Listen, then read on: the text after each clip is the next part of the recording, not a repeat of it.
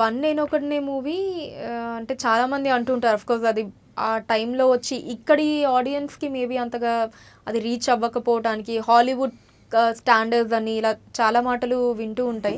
But critics నుంచి అయితే మంచి అప్లాజ్ వచ్చింది.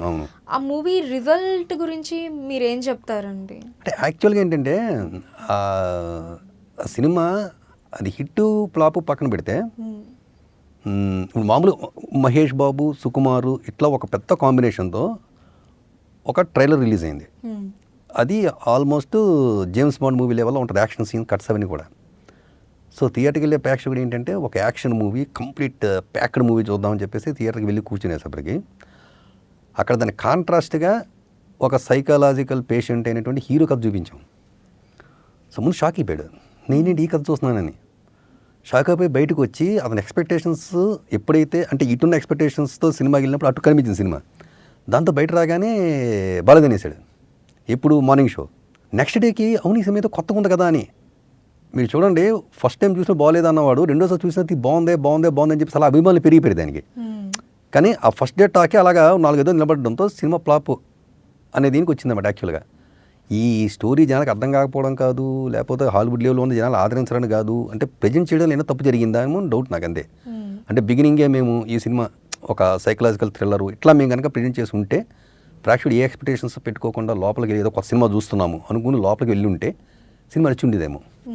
అట్లా మీరు ఆ స్టోరీ సుకుమార్ గారికి చెప్పినప్పుడు కావచ్చు, అసలు మీకు ఆ థాట్, ఆ స్టోరీకి సంబంధించినవి మీ మెదడులో వచ్చినప్పుడు మీరు అనుకున్నారా ఇది తెలుగు ఆడియన్స్ అవుతుందా? అట్లా కూడా కాదు. నా తమాషా ఏంటంటే ఆ థాట్ ఏది ఇప్పటి థాట్ ఏం కాదు, అది లాంగ్ అంటే చాలా కాలం క్రితం, చాలా ఏళ్ల క్రితం, కొన్ని దశాబ్దాల క్రితం అనుకోవచ్చు.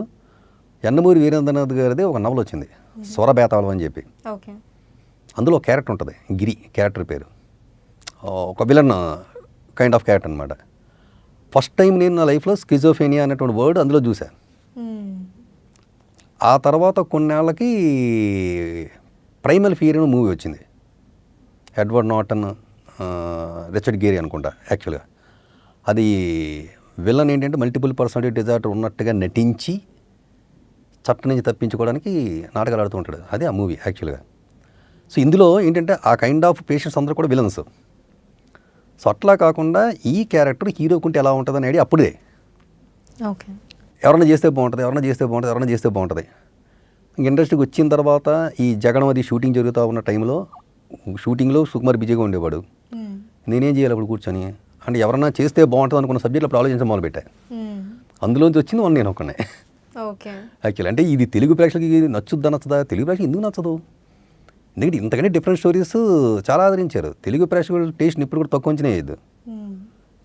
ఎందుకంటే వరల్డ్ ఎక్కడ హిట్ కానీ మూవీస్ కూడా తెలుగులో హిట్ అవుతుంటాయి. కాబట్టి వీళ్ళకి ఎక్కువ ఎక్కదాంది కాదు ఇక్కడ ప్రసక్తి, ఒక కొత్త సబ్జెక్ట్ ఇవ్వాలి అంతే. అది ఆలోచించడం జరిగింది అనమాట ఇప్పుడు.